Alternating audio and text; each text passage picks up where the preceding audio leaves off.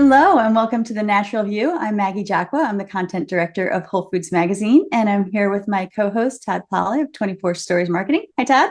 Hi, Maggie. Good to see you. And we have a very special guest today. We have Brendan Kesler. He is a Ph.D. candidate in human nutrition at the Rowett Institute at the University of Aberdeen, and he's a postgraduate researcher in the Obesity Research Unit. His research journey includes his thesis, which is focusing on fruit and vegetable consumption and health outcomes. And his PhD research, which we're going to talk a little bit about today, is exploring the role of fiber-bound polyphenols in human health. So lots of exciting things there. Welcome. Great to be back on with you. So thank you again for the invite and for having me.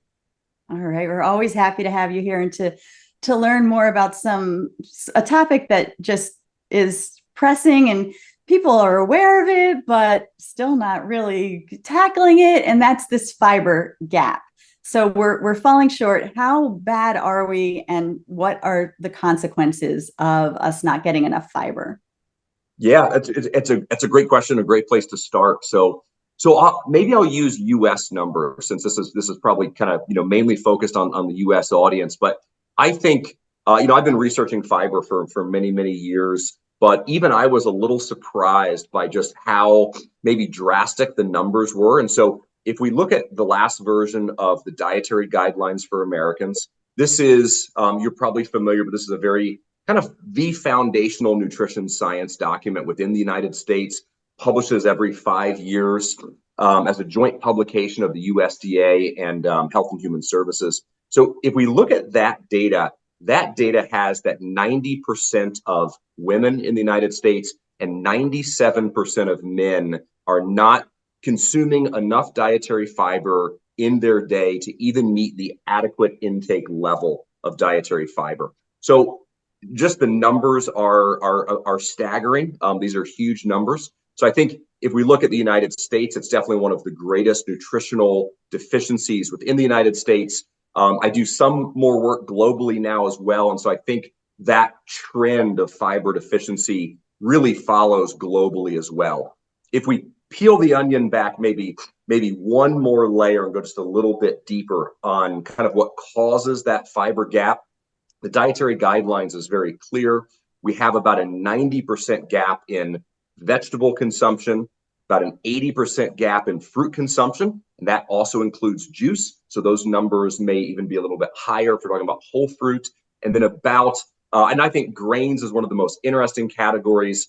We consume lots and lots of grain in the United States, but if we look specifically at whole grain, which is where most of that dietary fiber is, we have about a 98% deficiency. So going that one layer deeper, it's really those key health promoting food categories that should make up kind of the bulk of the diet in the United States. Those gaps directly lead to deficiencies in various nutrients, fiber being certainly one of the most significant. And I know we'll talk more about polyphenols, but of course now we also know that it's actually not just dietary fiber that these individuals are missing, but also bound polyphenols and other things that these fruit and vegetables carry. So the fiber gap is certainly very real, and the numbers are quite significant. That's, that puts a fine point on what everyone preaches is, less processed foods, more fruits and vegetables, more whole grains. And yet it's interesting to see the data that backs up that is absolutely not happening in the U.S. diet, correct? So, and we have this fiber gap. And before I ask a question, let me just back up for a second and say, we talked to you 2 years ago. You were a PhD candidate at the time. It sounds like your journey is coming along nicely. And I have to say that because I assume you're still a PhD candidate. Yes.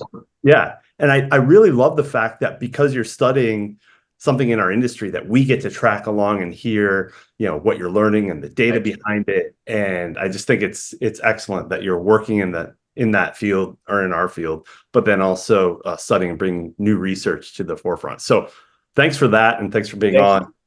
Yeah. Thank you for saying that. That's maybe one of the advantages of kind of being employed, but also doing my PhD at the same time. One is that I get to be a PhD candidate for a very long period of time because of that. But also, you're absolutely right. You're able to kind of do things that have really high relevance to the work you're doing. So there's really good crossover between my work at Van Drunen Farms and Futureceuticals and also my PhD research, which is a really fun connection. Yeah, and we all get to benefit from that interest in the research. So thanks. So you defined the fiber gap and you defined, some of the causes. Let's talk about a possible solution. Can we jump right into NatureKnit and kind of what that is and how it fills that fiber gap?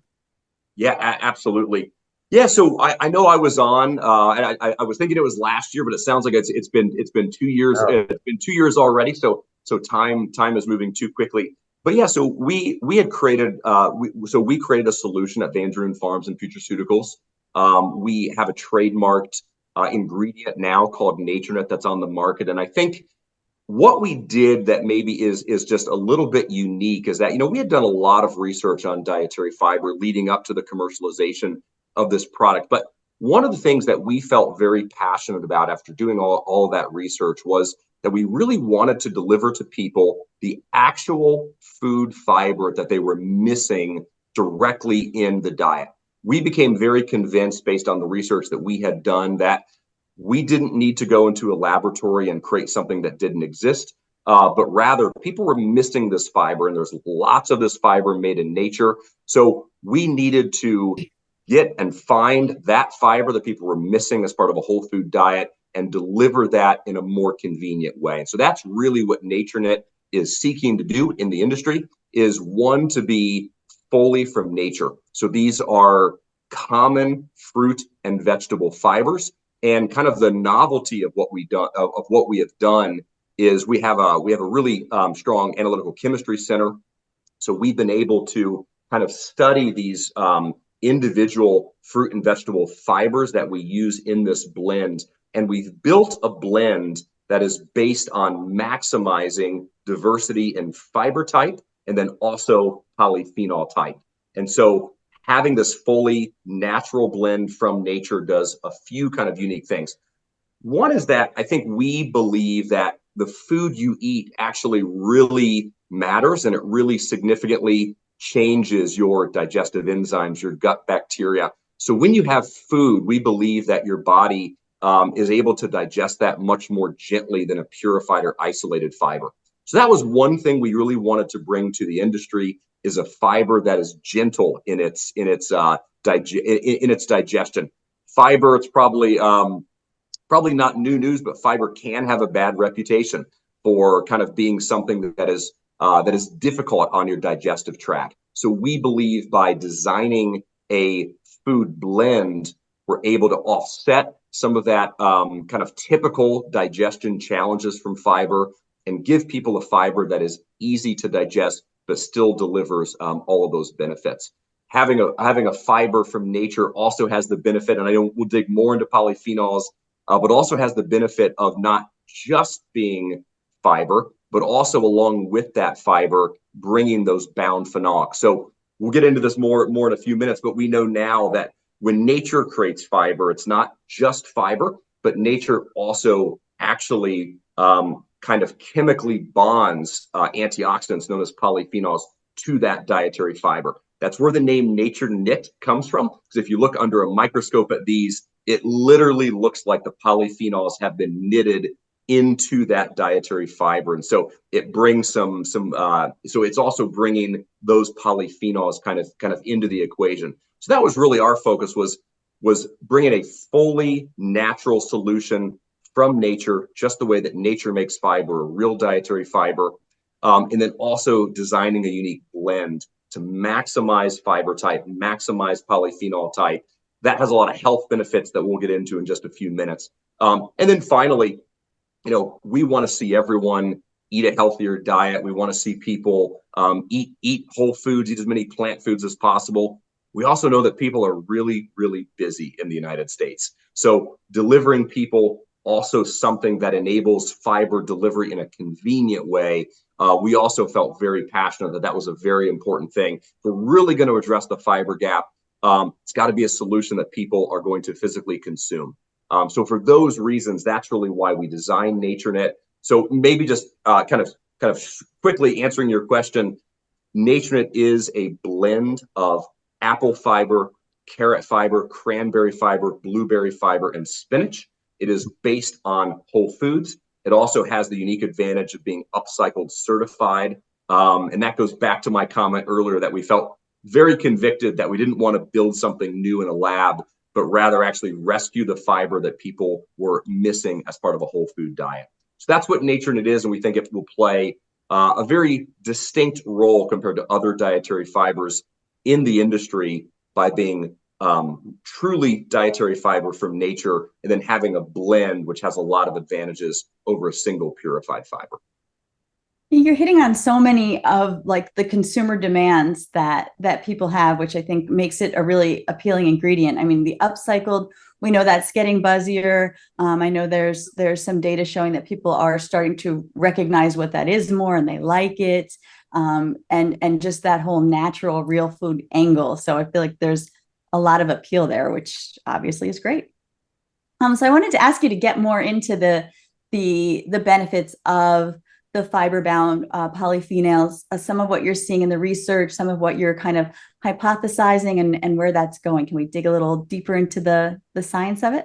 Absolutely. So I'll this is really fun to be on. So what I'm going to talk about in regards to the research that we have done and also kind of future things that we will do, but this is all brand new. So this is unpublished research. We do have a manuscript that will be submitted here in coming weeks, and so published in the fall. This is really kind of the first time that we're kind of publicly talking about this, so it's fun to do that here. But yeah, I think based exciting. On we get the scoop. We love it. Yeah. Well, it's a pleasure. It's a pleasure to do that here with you. So yeah, we based on the research that we had done and the blend that we created. So I think, going into a research study, you want to have a core hypothesis that you're trying to test in that research study. So we really had two core hypotheses around NatureKnit. One is that we believed it would behave more gently when it was actually fermented within the colon. So being a dietary fiber being fermented, that is a prebiotic effect. And so really talking about the way that something ferments, the interaction of that prebiotic fiber with the gut microbes, we believe that would happen in a much more gentle way and also a longer duration of that. That was primarily because of the complexity that we built into the blend of not just being a purified isolated fiber, but actually being this really complex blend of whole food type fibers. And so we know that, inside an apple, for example, there are numerous types of fiber, numerous types of antioxidants. So driving all that complexity into the blend, we believe that would give a much more gentle fermentation profile.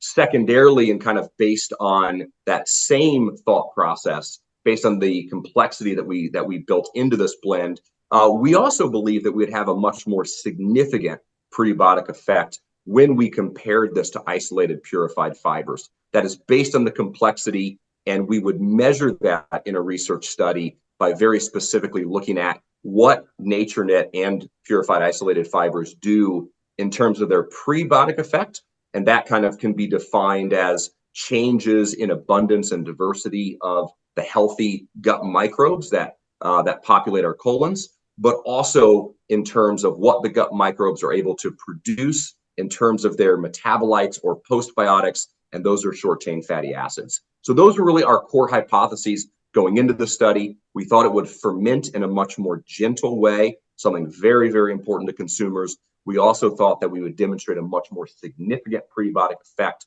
based on the research and complexity that we had built into this blend. All right. So I love the fact that we're talking about the hypotheses you started out with.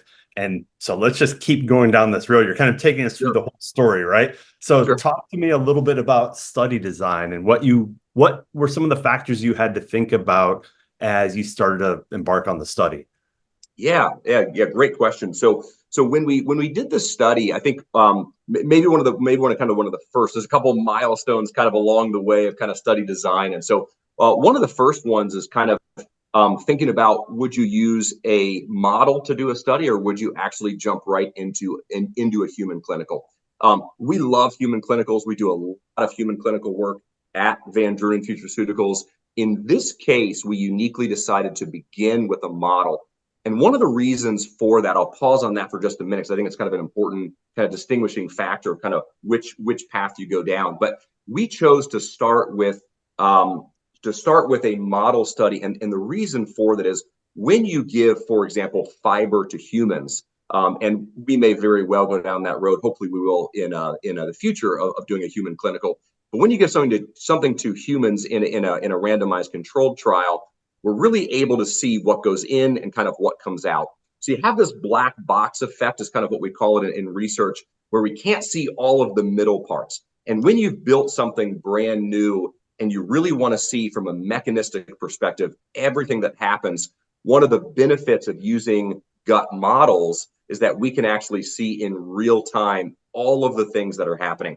So if we want to kind of study changes in gut bacteria, changes in short chain fatty acids, these are things that are happening within the various compartments of the gastrointestinal tract.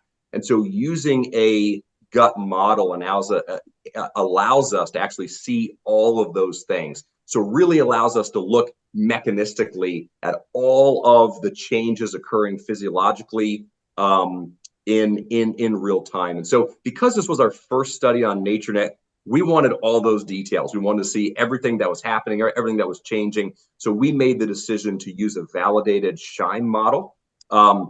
These are basically stimulations of the human intestinal tract. And very importantly, within the intestinal tract, they mimic the actual bacterial environment of the gut microbiome. These are very advanced. These have come a long way over the last decades. They now really have been validated to mimic in vivo conditions. We used a validated model. A few things that were very important to us was to see the actual transit time, just as we have it in human conditions, to see the right pH, and to see an actual variable pH change as things move from the small intestine to the large intestine. So these models, without getting into all the details, these models have come a long way and are truly validated to represent human physiological conditions, but allows us the benefit to see everything happening in real time. So we did decide to use a validated SHINE model. One other quick thing, maybe a bit too in the weeds, but historically these models really only looked at kind of the luminal compartment, the actual lumen of the colon. This model also has the mucosal layer. The mucosal layer has a really significant part of the microbiome. So we wanted to bring that in as well. So that this unique model also enabled that. So we did choose to use a model. Other maybe unique things about the study is that this model was able to be populated with real human fecal microbiomes. So the way that we did this is we took fecal samples from healthy adult donors, and then those fecal that fecal matter is then inoculated into the system. So the actual gut system is artificial, but we're populating it with real human microbiomes, so we can see exactly what would be happening within that subject's microbiome. Other things maybe that made this study unique is we did a comparison. So one of the things I think maybe being a bit more commercially minded when we do research is, we knew as we would present this research to prospective customers, one of the questions you're always going to be asked is, how does that compare with X, Y, and Z? Fiber is not new to the market. There are fibers on the market. And so we did a direct comparison to inulin and to psyllium husk. By no means are those bad fibers. No such thing really as a bad fiber. Those are great fibers. But those kind of for our industry are somewhat the gold standards. And so if we're going to bring something new to the market, we wanted a direct comparison to what people might consider those gold standards. And then to go maybe one layer deeper, we also did a fiber matched study. And so that's also very important. All these things have different percentages or different potencies of dietary fiber. But if you think about it from a commercial perspective, people are really interested in kind of buying fiber at a per gram level. And so kind of based on the label claims that they're going to put on their label. And so we did a fiber match study, essentially studying the impact of 1 gram of dietary fiber from NatureKnit compared to a gram of fiber from inulin, compared to a gram of fiber from psyllium husk, and then also having the active control. It is very important in fecal studies to include a control. This is probably too much information, but when you actually put human fecal matter into one of these models, there are still things in there that can be fermented. So it is very important to have that control, because there will still be fermentation just from putting that fecal inoculum in. So you have to factor that, so you make sure you're not artificially kind of inflating your results, because some of that's naturally happening from the fecal matter. So that's a little bit about the study design. Maybe the only other thing I can think to mention is, based on the complexity that we built into NatureKnit, knowing it's not something that is isolated and that will ferment quickly, but based on the numerous fiber types, 5 different fruits and vegetables, all the polyphenols that are in there, we've identified over 90 phenolic compounds that are contained within NatureKnit. So we actually extended the study period to 48 hours. That may seem like a very long time to be studying what's happening in your digestive tract, but fermentation of very complex materials like NatureKnit actually takes a very significant amount of time. So it's important to extend that model to 48 hours, so we could see all the way through 2 days the way that NatureKnit was being utilized by the gut microbiome. So that's a little bit about kind of the study design. Hopefully there wasn't too much detail, but I think one of the questions we always get is, why a model versus a human study? So I wanted to just share a little bit more of that detail, because as scientists and researchers, we thought it's really important to really understand the mechanism that NatureKnit was having within the intestinal tract. No, we love that. Thank you for giving us all that details. I know our viewers will definitely appreciate that and hearing the distinctions. But we also want to know, what can you tell us about what you found? Where do we stand? Absolutely, yeah. So this was a very successful study. I mean, when you do studies, you have kind of a general hypotheses, and I went over those a few minutes ago. And you certainly hope that you will find your hypothesis to be true, but that's not of course always the case. And so you are doing a true test to see, is this hypothesis going to come true, and really, getting a true answer to your research question. So in this case, and I'll maybe unpack the results kind of layer by layer. The first thing we looked at is just evidence of fermentation. So we wanted to see, can we define, or can we kind of call, does NatureKnit have prebiotic capacity? So as we put this material through the intestinal tract simulation, I think the first really positive result was seeing NatureKnit be very successfully fermented by microbes in the colon. We can see this by a pH change and also other things that are happening. So the body changes pH. You also start to produce gas pressure, and this is all evidence that fermentation is happening. So that was kind of the first big success of the study, was really verifying in a model that, yes, NatureKnit really does have prebiotic capacity. It is successfully fermented. Probably the more exciting result was going one layer deeper into the way that it was fermented. And so we did this fermentation test for 48 hours. And I think the first thing that really met our first hypothesis, that NatureKnit would be a more gentle prebiotic and have a longer, more steady, gentle fermentation profile, that really was true. And that was an outstanding result, because consumers, when they use fiber, they want a gentle experience. They don't want something that is very harsh. Probably everyone's had a bad experience with some fiber or sugar, alcohol, or something that did not agree with their stomach, and so we don't want people to have that experience. We want to give fiber its right good reputation of being an incredible health promoting nutrient. So one of the things that we loved about NatureKnit was the way that it fermented. And if I can kind of visually kind of show you what that graph would look like. By the way, this publication is pending, so we will publish all these results. They will all be in the public domain here in hopefully just a matter of a couple of months. So certainly by the fall, we hope to have a research publication that we can point to as well. But when we look at something like inulin, and again, inulin is not in any way a bad fiber, but inulin is heavily purified, and so it ferments very quickly. And our model basically showed that inulin goes into the colon, the microbes recognize it, they know what to do with it, and it ferments very rapidly within about 0 to 6 hours. That fermentation happens, and then that trend completely reverses. What we loved about NatureKnit is that it slowly and gently fermented almost for the entire duration of that 48 hours. At the 48-hour mark, it is barely fermenting still, but it is actually still fermenting just a little bit. So we love, and if you can kind of visualize that graph, you see kind of purified isolated fibers go into the colon, and they have this very rapid fermentation profile, rapidly changing pH and then reversing that trend. NatureKnit, kind of like the old Energizer Bunny commercials, just kind of keeps ticking away slowly and steadily. Now, this is a model, so we can't necessarily say that that will perfectly extrapolate out to the human experience, but we do believe that when we go into a human trial and when consumers take NatureKnit, we do believe that it will have a very gentle fermentation profile. So that was really kind of the outstanding result number one. We successful validation that it was indeed a prebiotic and had prebiotic capacity, but more importantly, the way that it was a prebiotic was very gentle for up to 48 hours. So that was our first outstanding result.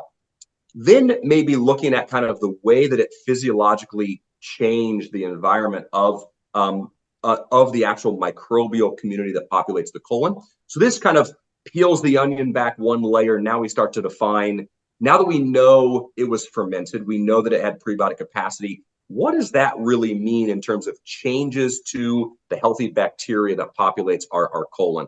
And so in this case, we also showed kind of two unique results.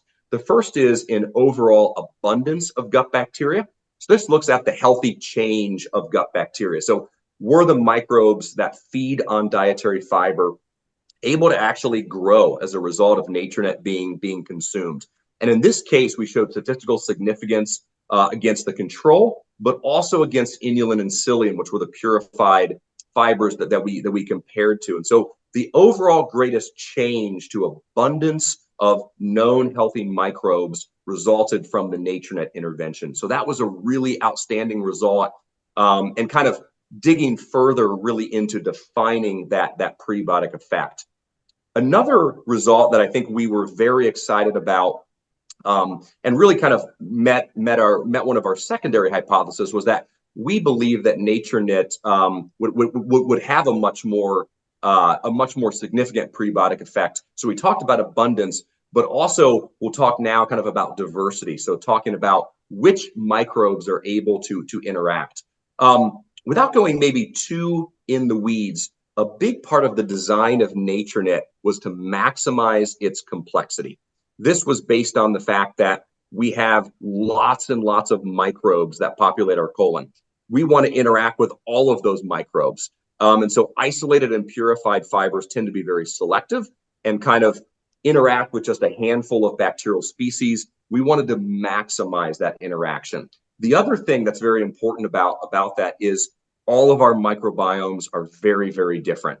We all, based on the way we were born, based on antibiotic use, based on our primarily based on the diets and the way that we were introduced to complementary foods at a very early age, all those things really build and ultimately become kind of a stable adult microbiome.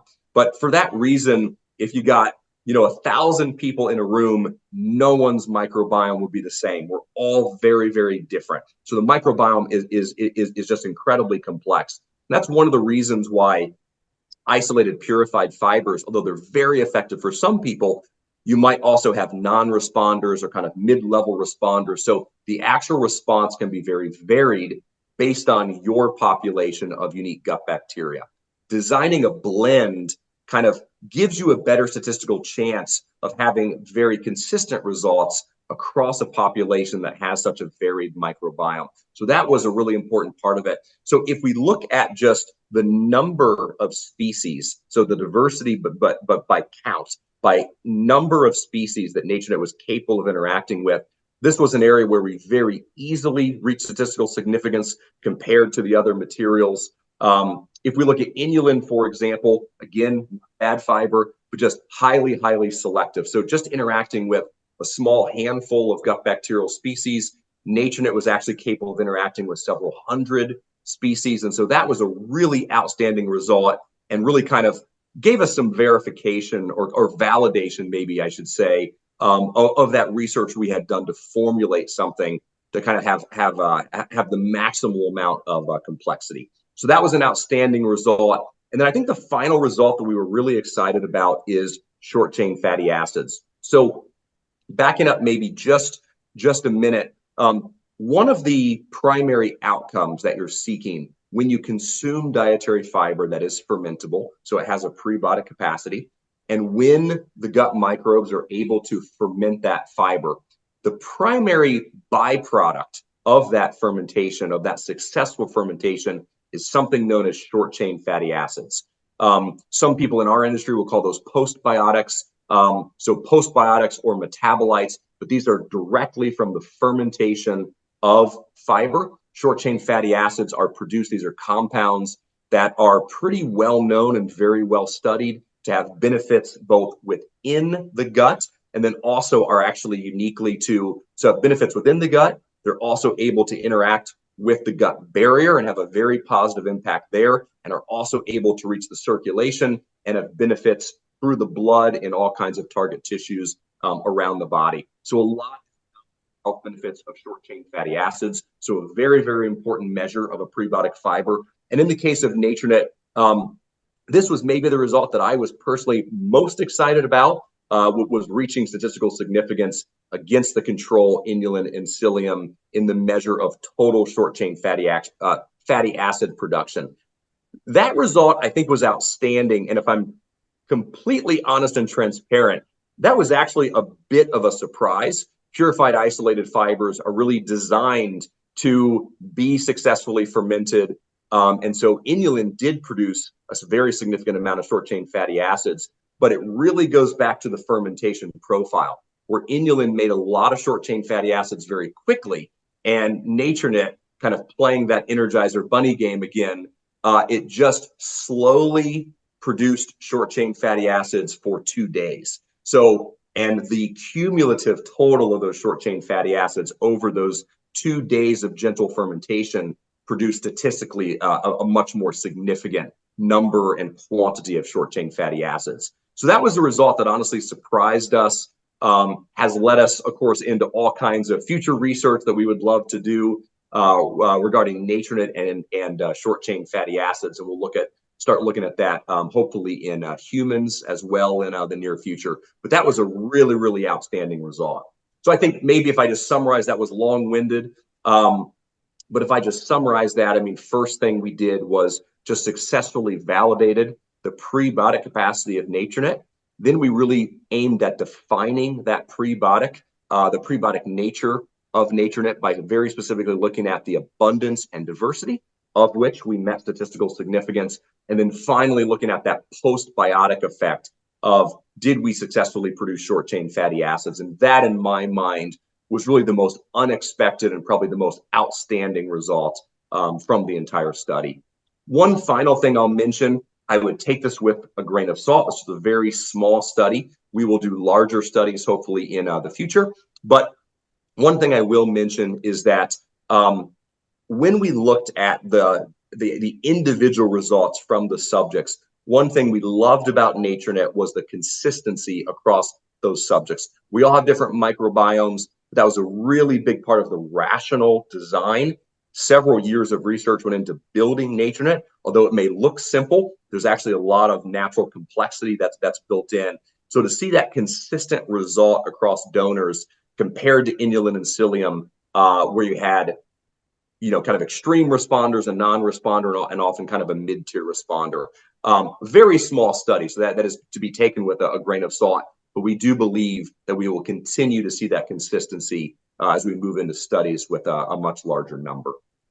And yeah, right. I mean, like that's an amazing start. And then, like you're saying, so much more to come, so much more research and ways to explore. And I wanted to just touch a little bit more on the microbiome because we just did our conference, Naturally Informed, focused on the microbiome market. And you spoke at that and you really dove into some of the science there. So I will link to that on Whole Foods Magazine with this podcast. Great. I'll have the link to that so people can take a deeper dive there.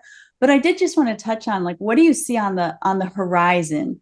That market is growing just tremendously. Where does NatureKnit kind of fit in terms of innovating and formulating products and kind of delivering on these consumer needs and wants and demands?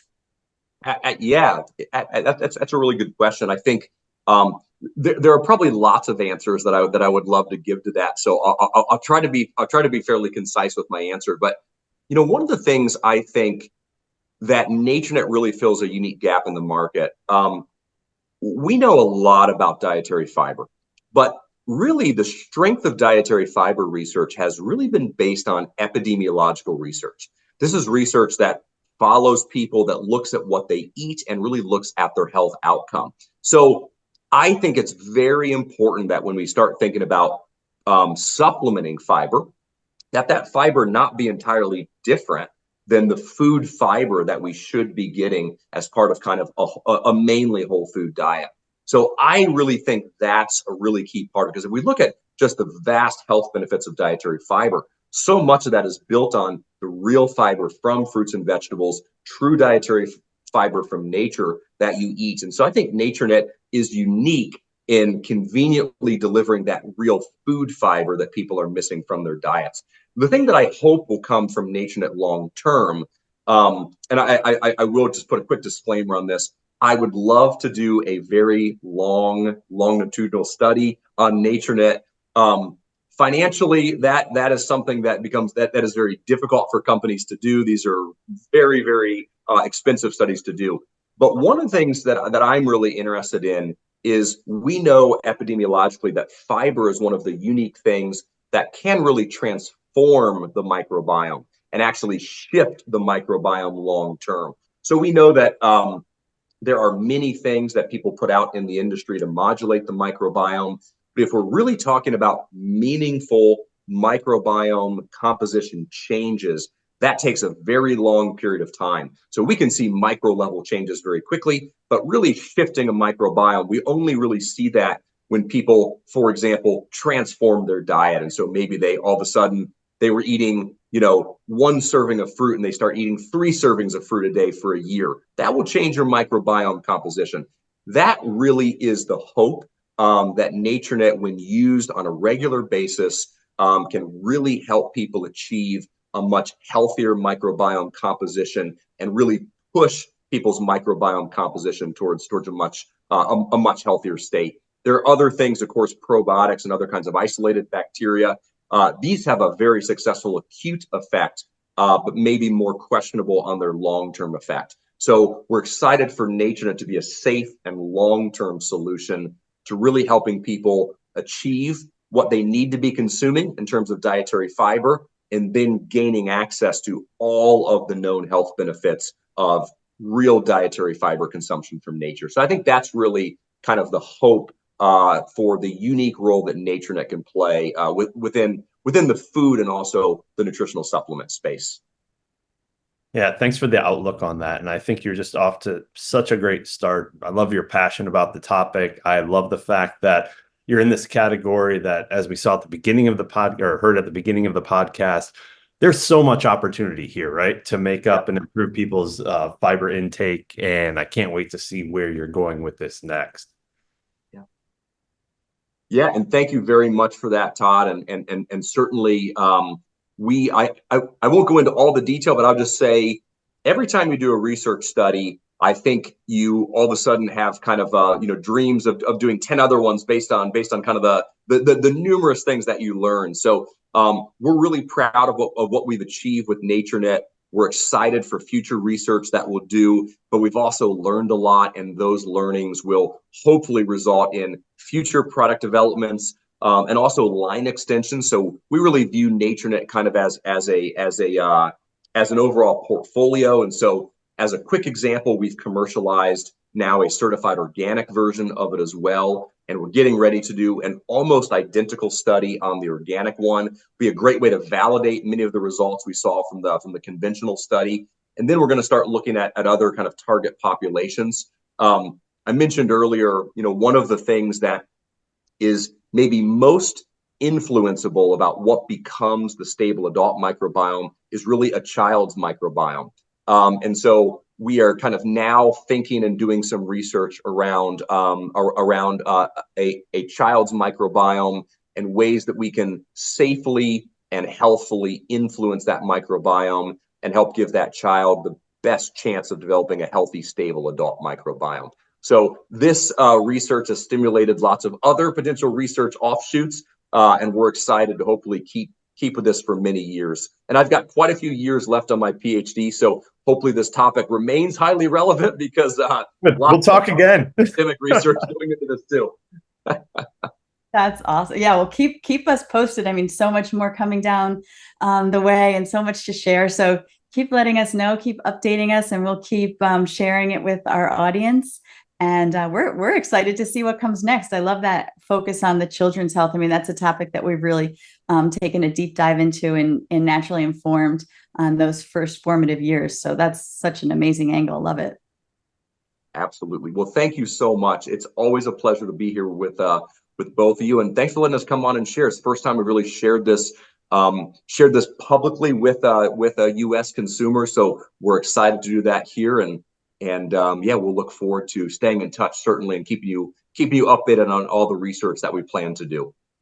Absolutely. Excellent. Thank you so much.